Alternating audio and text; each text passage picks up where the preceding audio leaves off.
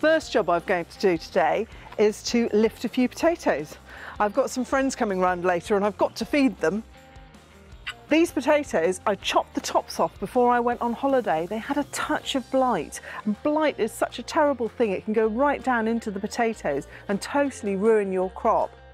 Hopefully that hasn't been the case. By chopping the tops off, hopefully I've nipped it in the bud, but we'll have to have a little look and see. The great thing about growing potatoes is that they're a bit like buried treasure. You don't quite know what you've got until you dig them up. Look at that one, that's a whopper. They're a brilliant crop for a beginner to grow as well because you nearly always get good results.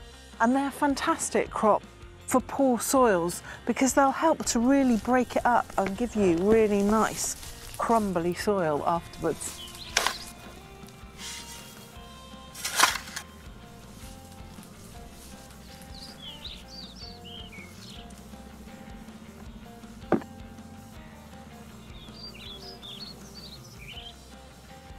I am so pleased with this crop of potatoes. I really did get away with it.